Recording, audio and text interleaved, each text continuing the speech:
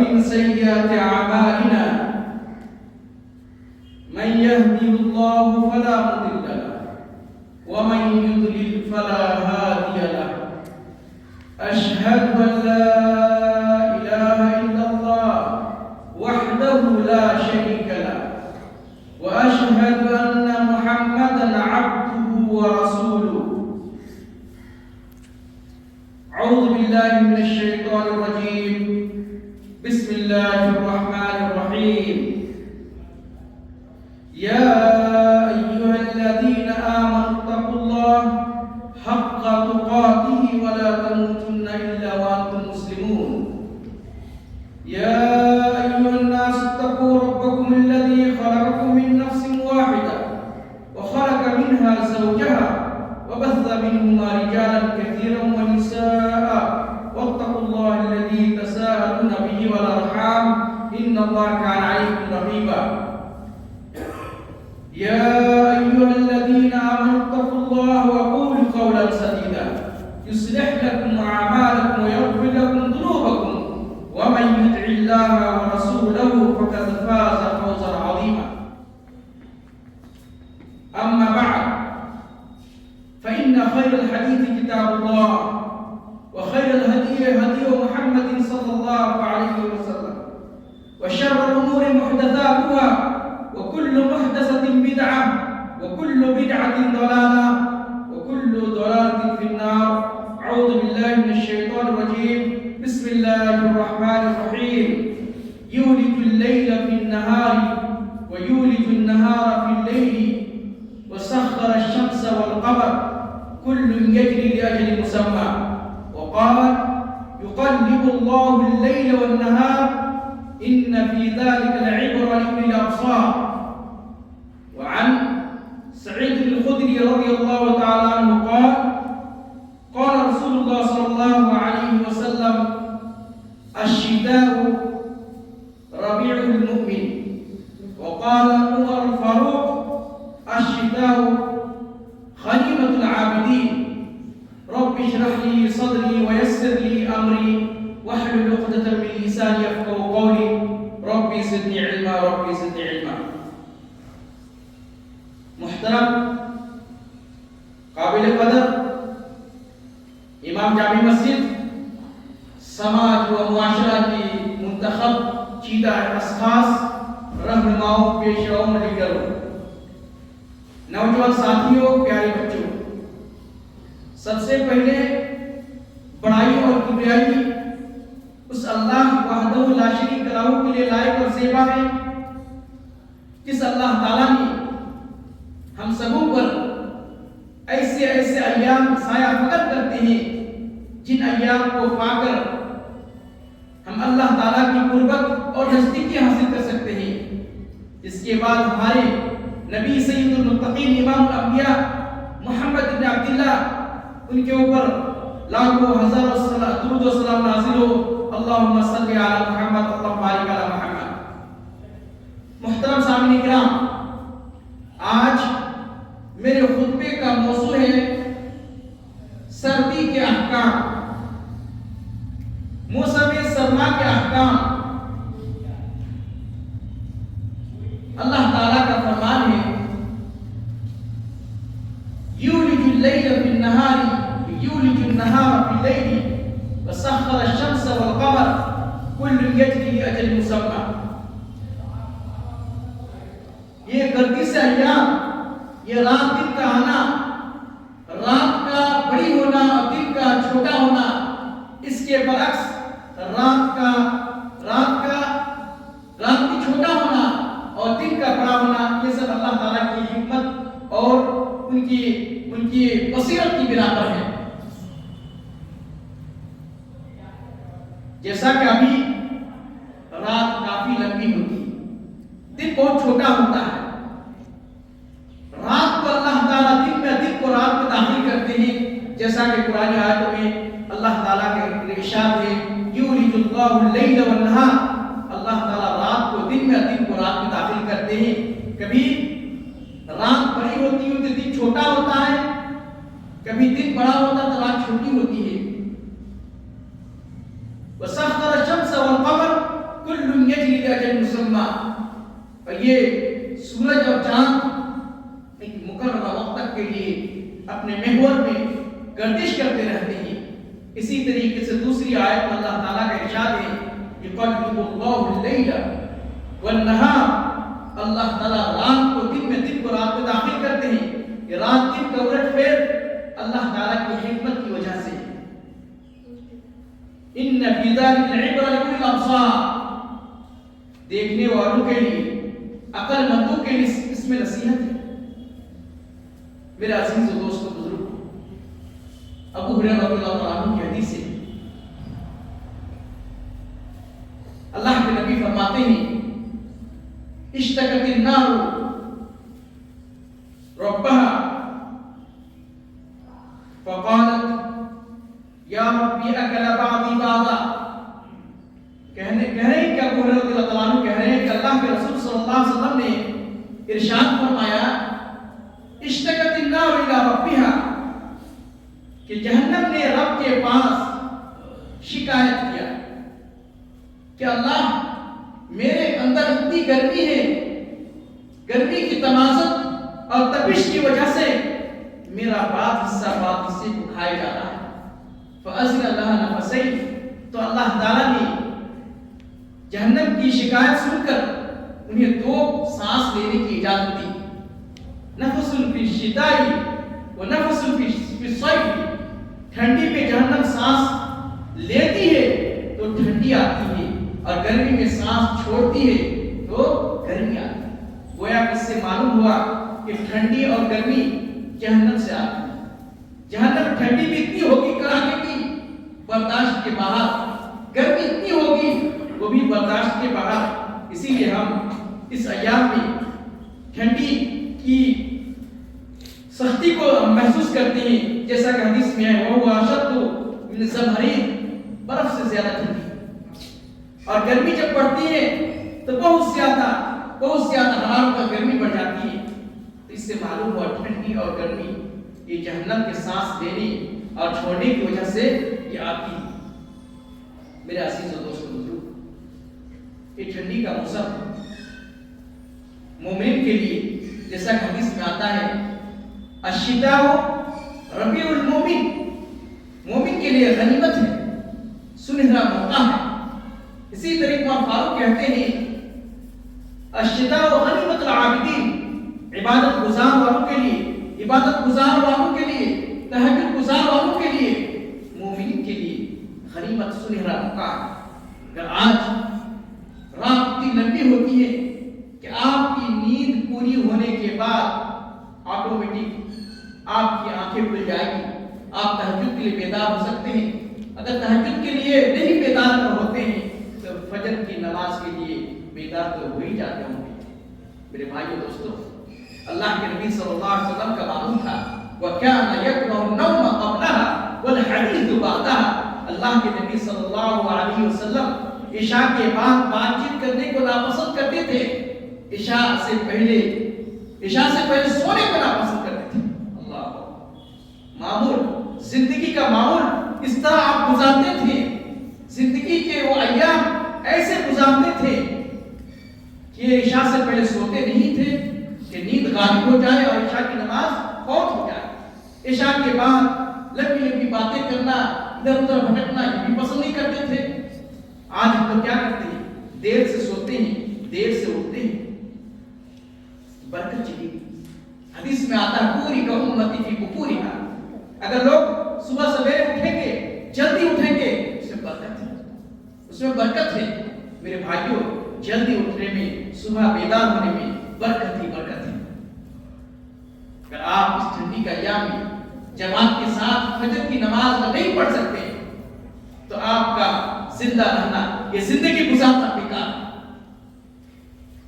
سلف صالحین ٹھنڈی کو غنیمت سمجھتے تھے، اس ٹھنڈی کے موسم کو غنیمت سمجھتے تھے، جیسا کہ ابو ہریرہ رضی اللہ عنہ کی حدیث ہے الا ادلکم علی الغنیمہ الباردہ قالوا بلی قال الصیام فی الشتاء، کیا میں تمہیں غنیمت باردہ، ٹھنڈی غنیمت کے بارے میں نہ بتاؤں؟ وہ کیا چیز ہے؟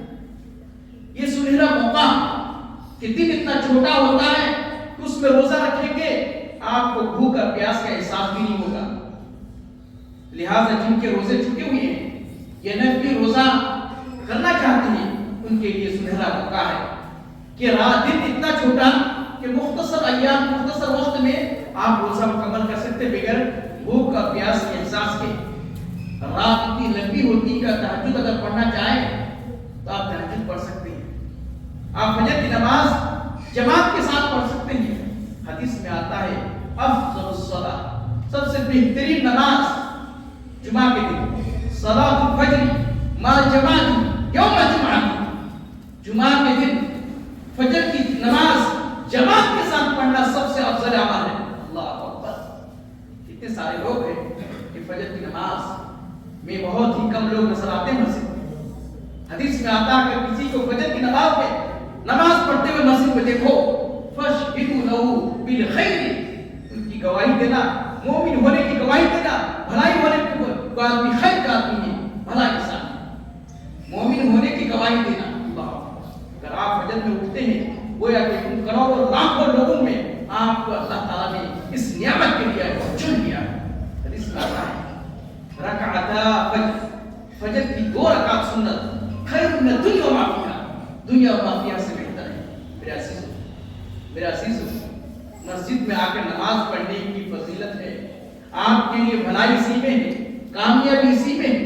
عبداللہ بن مکتوم رضی اللہ تعالیٰ عنہ جو نابینا تھے رسول اللہ صلی اللہ علیہ وسلم کے پاس اجازت طلب کرنے کے لیے آتے ہیں کہ اللہ کے رسول صلی اللہ علیہ وسلم مجھے مسجد تک لے جانے کے لیے پکڑ کر لانے کے لیے کوئی انسان نہیں ہے, کیا میرے لیے رخصت ہے کہ میں گھر میں نماز پڑھ لوں؟ آپ نے کیا کہا؟ آپ نے کہا چلو پڑھ لوں. جب یہ کہنے کے بعد وہ آدمی صحابی واپس جا رہے تھے رسول اللہ صلی اللہ علیہ وسلم دوبارہ بلاتے ہیں پوچھتے ہیں کہ لا اجد لک رخصت. کہتے ہیں اسے کہ تمہارے لیے کوئی رخصت چھوٹ نہیں ہے مسجد میں آ کے نماز پڑھنے. آج ہم لوگ نماز اذان سنتے ہیں اور مسجد کے لیے نہیں آتے. سوچنے کا مقام ہے میرے بھائیوں, سوچنے کا مقام. حدیث میں آتا ہے من صلی الفردین دخل الجنہ, جس نے فجر کی نماز عصر کی نماز جماعت کے ساتھ پڑھ لیا جنت میں داخل ہو گیا. ابو ہریرہ رضی اللہ عنہ کی حدیث ہے اللہ کے نبی فرماتے ہیں الا ادلکم ما یمحو اللہ به الخطایا ویرفع به الدرجات قالوا بلی یا رسول اللہ. اللہ کے رسول صلی اللہ علیہ وسلم فرماتے ہیں کہ لوگوں کیا میں تمہیں ایسی چیز کے بارے میں نہ بتاؤں جس کو کرو گے تمہارے درجات تمہارا مقام اونچا ہوگا, تمہارے گناہ خطا کو اللہ تعالیٰ معاف کر دے گا, تمہارے اعمال میں نامہ اعمال میں نیکیاں لکھے جائیں گی. تو بتائیے اللہ کا کیا چیز ہے؟ آپ نے کہا اسباغ الوضوء علی المکارہ, تکلیف دہ وقت میں پریشانی کے وقت میں مکمل وضو کرنا. ٹھنڈی کے موسم میں دل نہیں چاہ رہا کہ پانی چھوئے, دل نہیں چاہ رہا کہ بار بار 5 وقت کی نماز کے لیے اپنے کپڑوں کو کھولے اتارے یا اپنے جیکٹ کو اوپر آستین تک اوپر چڑھائے, دل نہیں چاہتا ہے. اس کے باوجود آپ وضو کرتے ہیں اور مسجد میں آتے ہیں, کتنا اچھا کام ہے. اسباغ الوضوء علی المکارہ, تکلیف دہ وقت میں مکمل وضو کرنا. اس بات کی 3 معنی ہوتے ہیں. اعضاء وضو کا 3 بار ہونا, اعضاء وضو کا رگڑ کر دھونا, تیسرا ہے کہ اعضاء وضو کو زائد مقام تک دھونا. ہاتھ کو کونی تک دھو سکتے ہیں لیکن آپ یہاں تک کندھے تک دھو رہے ہیں, جیسا کہ ابو ہریرہ رضی اللہ عنہ فمن اراد حدیث ہے فمن اراد یطیل غرۃ فلیفعل, جو اپنے اعضاء وضو کو دور تک دھونا چاہے تو دھوئے. کل قیامت کے روز یہ اعضاء چمکنے کے لائق کا کام ہوگا, روشنی کا کام ہوگا. میرے عزیزو ٹھنڈی کے موسم میں مکمل وضو کرنا یہ کیا ہے؟ جوان مردی کی علامت ہے, ان کے لیے بشارت ہے. اسباغ الوضوء علی المکارہ وکثرۃ الخطی الی المساجد, مسجد کی طرف 5 بار چل کے آنا, بار بار جانا, ان کے لیے اجر و ثواب ہے. حدیث میں آتا ہے رجل قلبه معلق بالمساجد, وہ آدمی اللہ تعالیٰ کے عرش کے نیچے ہوگا, عرش کے سائے پر ہوگا, جس کا دل ہمیشہ مسجد میں لٹکا ہے. ایک نماز ہوتی ہے کہ دوسری نماز کا انتظار شروع ہو جاتا ہے, دوسری نماز کی تیاری شروع ہو جاتی ہے. اللہ وکثرۃ الخطی الی المساجد وانتظار الصلاۃ بعد الصلاۃ فذلک الرباط, یہی رباط ہے، یہی رباط ہے، اپنے آپ کو اللہ کے راستے میں باندھنا یہی رباط ہے۔ تو میرے بھائیوں، تکلیف دہ وقت میں مکمل وضو کرنا اس کی بشارت آئی۔ آپ کو پتا ہونا چاہیے کہ لا يقبل اللہ صلاۃ بغیر طہور، بغیر طہور، اللہ تعالیٰ بغیر طہارت کے بغیر وضو کی نماز قبول نہیں کرتا۔ اعضائے وضو جہاں تک دھونا ہے، تھوڑا بہت سوکھا بھی رہ گیا تو آپ کا وضو نہیں ہوگا، آپ گنہگار ہوں گے، آپ کی نماز نہیں ہوگی۔ اس لیے مفتاح الصلاۃ الطہور، نماز کی کنجی وضو ہے، وضو کے بغیر کوئی نماز نہیں ہوگی۔ لیکن سردی کے موسم میں اللہ تعالیٰ نے آپ کے لیے چھوٹ دیا ہے۔ کیا چھوٹ دیا ہے؟ موضوع پر مسح کرنا۔ ٹھنڈی ہو گرمی موزہ پہنے ہوئے ہیں، اس پر مسح کر سکتے ہیں۔ اس کے لیے 5 شرطیں ہیں کہ آپ نے موزہ جو پہنا ہے یہ مکمل وضو کرنے کے بعد ہی پہنا ہے، دونوں موزے ٹکنا سمیت ڈھکا ہوا ہو، دونوں موزے ٹکنا سمیت ڈھکا ہوا ہو، اور کیا بولتے ہیں موزے کے لیے، مقیم کے لیے 1 دن 1 رات، اور مسافر کے لیے 3 دن 3 رات تک وہ اس پر مسح کر سکتے ہیں۔ مسح حدث سے اصغر سے کر سکتے ہیں جس سے وضو لازم آتا ہے، لیکن غسل کرنے کی ضرورت پڑے تو موزہ اتار دیں۔ یہ دین اسلام میں یہ آپ کو آسانی اللہ تعالیٰ عطا کیا ہے۔ وما جعل علیکم فی الدین من حرج، اسلام مذہب اسی لیے آیا ہے، مشقت پریشانی کو ختم کرنے کے لیے آیا ہے۔ اس سے پہلی دوسری امت میں، موسیٰ علیہ السلام کی امت میں ایسا تھا کہ نجاست کپڑے میں لگ جائے تو کپڑے کو دھونے سے پاک نہیں ہوگا، اس کو کینچی سے کاٹ دینا پڑتا تھا۔ لیکن ہمارے امت محمدیہ میں کہ نجاست لگ جائے تو آپ دھو دیجیے، پاک ہو جائے۔ اسی طریقے سے اس امت محمدی کی خاصیت ہے تیمم کرنا، پانی نہ ملے تیمم کرنا، اسی طریقے سے پانی ملے لیکن استعمال کرنے پر قادر نہیں ہے۔ پانی اتنا کم ہے آپ کے پاس کہ اگر اس پہ وضو کر لیں گے، اس سے وضو کر لیں گے تو آپ پیاسے مر جائیں گے۔ تو آپ کو تیمم آپ کے لیے فرض کیا ہے؟ لہٰذا اس امت محمدی کی خاصیت ہے تیمم، دوسری کسی امت میں نہیں ہے۔ آپ پانی کا استعمال کرنے پر قادر نہیں ہے، یا آپ پر بیماری لاحق ہے، بیماری بڑھ جانے کا خدشہ ہے، ایسی صورت میں تیمم سے کام چلا سکتے ہیں۔ فَلَمْ تَجِدُوا مَاءً فَتَيَمَّمُوا صَعِيدًا طَيِّبًا۔ عمرو بن عاص رضی اللہ تعالیٰ عنہ اسی غزوے میں تھے، ٹھنڈی کا موسم تھا، کڑاکے کی ٹھنڈی پڑ رہی تھی، ناپاک ہو گئے، احتلام ہو گیا۔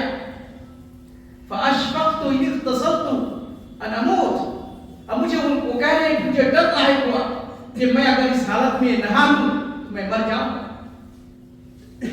فَتَيَمَّمْتُ وَصَلَّيْتُ بِالنَّاسِ، میں نے تیمم کر کے لوگوں کو نماز پڑھائی۔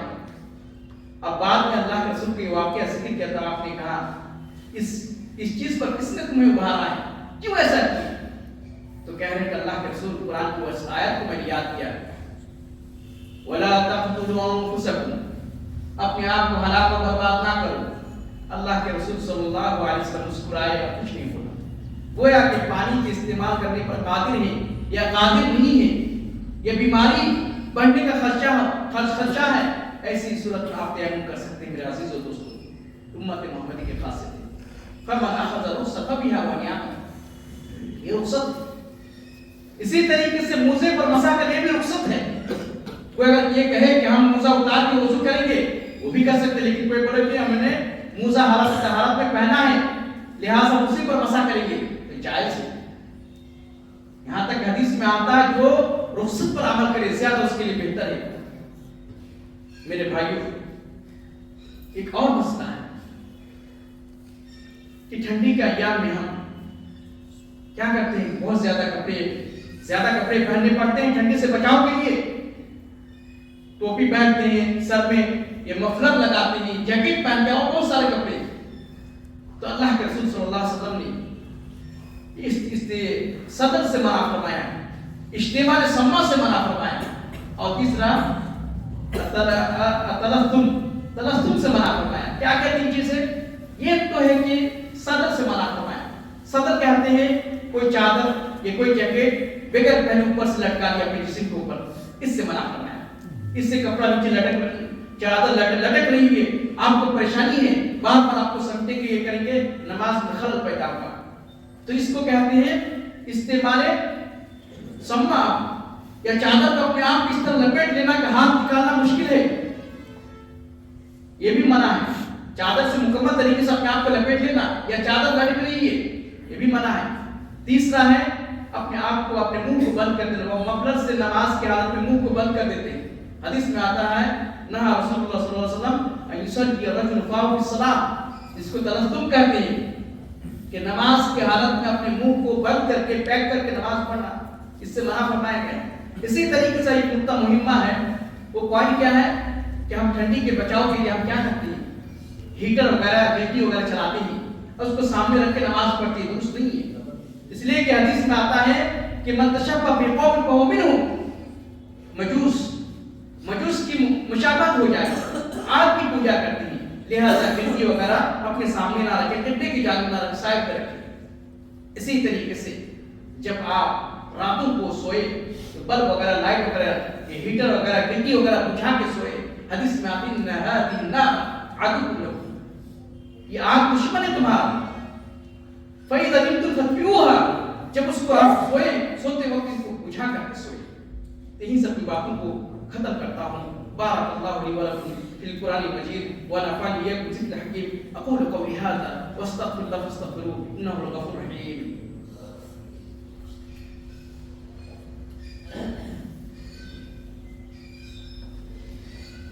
الحمد للہ نحمده ونصلي على رسوله الكريم اما بعد۔ قال الله تعالى يقلب الله الليل والنهار إن في ذلك عبرة لأولي الأبصار۔ وقال النبي صلى الله عليه وسلم الصوم في الشتاء الغنيمة الباردة۔ محترم سامعین کرام، یہ ٹھنڈی کا موسم ہم سبوں کے لیے سنہرا موقع ہے، اللہ تعالیٰ کی جانب سے ایک غنیمت ہے، اس کو غنیمت سمجھنا چاہیے، اس موسم سے زیادہ فائدہ اٹھانا چاہیے۔ سلف صالحین صحابی جلیل معاذ بن جبل رضی اللہ عنہ، کون نہیں جانتا معاذ بن جبل، یہی وہ صحابی تھے جن کو اللہ کے رسول یمن کی طرف گورنر بنا کے بھیجتے ہیں۔ انتقال کے وقت، موت کے وقت جانکاری کے عالم میں پھوٹ پھوٹ کر رو رہے ہیں۔ معاذ بن جبل رو رہے ہیں، انہیں پوچھا گیا، کسی نے پوچھا کہ موت سے ڈر کر رو رہے ہیں، موت سے ڈر ہے اس لیے رو رہے ہیں کیا؟ کہہ رہے ہیں کہ اس لیے نہیں ہوگا کہ سامنے ٹھنڈی کا موسم آ رہا ہے، ٹھنڈی کا موسم آ رہا ہے، اس سنہرا موقع میرے ہاتھ سے چھوٹ جا رہا ہے، میں اس ٹھنڈی کا موسم کو نہیں پاؤں گا، اس سے پہلے مر جاؤں گا، میری اب حالت خراب ہے، اس لیے میں رو رہا ہوں کہ ایک عبادت کا ایک سنہرا موقع میرے سے چھوٹ جا رہا ہے۔ اسی طریقے سے عامر بن عبداللہ، عامر بن قیس، یہ دو صحابی، یہ لوگ بھی رو رہے ہیں۔ سلف صالحین ٹھنڈی کے موسم آنے سے پہلے انتقال کر رہے ہیں، جانکاری کے عالم میں ہیں اور رو رہے ہیں کہ ہمارے ہاتھ سے اتنا سنہرا موقع چھوٹ جائے گا۔ سلف صالحین دیکھیے عبادت کا جذبہ دیکھیے، شوق دیکھیے، وہ لوگ پہلے سے تیار رہتے تھے، ٹھنڈی کا موسم آئے گا، دن کو روزہ رکھیں گے، رات کو قیام کریں گے۔ اللہ جتنے صحابہ تھے، معاذ بن جبل جتنے صحابہ تھے، تمام کے تمام کو اللہ تعالیٰ نے دنیا میں بشارت سنائی، رضی اللہ عنہم و رضی عنہ، ان کو دنیا میں رضی اللہ عنہ کی سرٹیفکیٹ ملی، اس کے باوجود وہ لوگ پھوٹ پھوٹ کر روتے تھے، اس سنہرا موقع چھوٹ جانے کی وجہ سے۔ اسی طریقے سے ابو زید عجلی ہیں، یہ بھی تابعی بہت بڑے، یہ بھی رو رہے تھے۔ تو سلف صالحین اس قدر انہیں انتظار رہتا تھا، ان ایام کا انتظار رہتا تھا کہ جن میں ہم تھوڑی سی عبادت کر کے اللہ تعالیٰ کا تقرب حاصل کر لیں گے، لہٰذا ہم لوگ کتنے گنہگار ہیں، ہم لوگ قدم قدم پر گناہ کرتے ہیں، تصل الذنوب الى الذنوب وترتقي درك الجنان هذا محال في القياس بديع، کہ ہم گناہوں پر گناہ کرتے ہیں، قدم قدم پر گناہ کرتے ہیں، لیکن ہمیں آخرت کی فکر نہیں، ہمیں آخرت کے بارے میں سوچ نہیں، ہم سوچتے ہیں کہ ہم دنیا میں باقی رہیں گے۔ کل نفس ذائقۃ الموت، ہر ایک کو موت کا مزہ چکھنا ہے، دنیا چھوڑ کے ہر ایک کو جانا ہے، سلف صالحین میں سے کوئی باقی بچا نہیں ہے، لہٰذا ہم سب کو چاہیے کہ آخرت کی تیاری کریں۔ وَلَا تَنْسَ نَصِيبَكَ مِنَ الدُّنْيَا، دنیا کے ساتھ ساتھ آخرت کو بھی آپ نہ بھولیں۔ میرے بھائیو دوستو، لہٰذا ہم سب کو چاہیے عبادت کریں، ٹھنڈی کے ان ایام کو انہیں غنیمت سمجھتے ہوئے عبادت کریں، خاص کر فرد کی نماز پنجگانہ نماز اس کو وقت پر پڑھیں، مسجد میں آ کر پڑھیں، اپنے بچوں کو تربیت کریں، ان کو تربیت اس چیز کی کہ مسجد میں جا کے نماز پڑھیں، نماز مسجد میں، یہاں تک سلف صالحین کہتے ہیں، علماء کہتے ہیں باجماعت مسجد میں جا کر نماز پڑھنا واجب ہے، واجب ہے۔ اگر آپ بغیر عذر کے گھر میں نماز پڑھتے ہیں آپ کی نماز نہیں ہوگی، لہٰذا مسجد کو آباد کریں، اپنے بچوں کو لے کے آئیے مسجد میں، ان کو عادت ڈالیں کہ مسجد میں جا کے نماز پڑھیں گے۔ ان سب کی باتوں کو ختم کرتا ہوں۔ بارک اللہ لی و لکم بالقرآن المجید ونفعني بكم ذکر الحکیم۔ اقول قولی هذا واستغفر الله فاستغفروه انه غفور رحیم۔ اعوذ باللہ من الشیطان الرجیم، بسم اللہ الرحمن الرحیم۔ ان اللہ وملائکته یصلون علی النبی یا ایھا الذین آمنوا صلوا علیہ وسلموا تسلیما۔ اللهم صل علی محمد وعلى آل محمد كما صليت على إبراهيم وعلى آل إبراهيم إنك حميد مجيد۔ اللهم بارك على محمد وعلى آل محمد كما باركت على إبراهيم وعلى آل إبراهيم إنك حميد مجيد۔ اللهم ارض عن الخلفاء الراشدين أبي بكر وعمر وعثمان علي سائر الصحابة أجمعين ومن تبعهم بمنك جودك وكرمك يا أكرم الأكرمين۔ اللهم انصر من نصر دين محمد صلى الله عليه وسلم واجعلنا منهم، واخذل من خذل دين محمد صلى الله عليه وسلم ولا تجعلنا منهم۔ اللهم كل من أراد بنا بسوء فأشغله في نفسه يا قوي يا عزيز۔ اللہ مسلمانوں کی حفاظت فرما، اللہ مسلمانوں کو پکے سچے نمازی بنا، مومن موحد بنا۔ اللہ ہمیں سے جو لوگ بیمار ہیں ان کی جملہ مشکلات کو دور فرما۔ اللہ روزی روٹی ہم لوگ کو اللہ تعالیٰ حلال روزی کمانے کی توفیق عطا فرما۔ اللہ ہم سب کے جو آبا اجداد کے انتقال کر چکے ہیں، دنیا سے جا چکے ہیں، ان کی قبروں کو نور سے بھر دے۔ اللہ ہمیں سے جو لوگ بیمار ہیں انہیں شفا عاجلہ کاملہ عطا فرما۔ اللہ ہماری نئی نسل کو، ہماری اولاد کو نماز پڑھنے کی توفیق عطا فرما، صحابہ تابعین کے طرز کے مطابق زندگی گزارنے کی توفیق عطا فرما۔ ان اللہ یأمر بالعدل والإحسان وإيتاء ذي القربى وينهى عن الفحشاء والمنكر والبغي يعظكم لعلكم تذكرون۔ اذكروا الله يذكركم واشكروه على نعمه وعلى يزدكم ولا تذكروا الله والله يعلم ما تصنعون۔ قوموا للصلاة، أقيموا الصلاة۔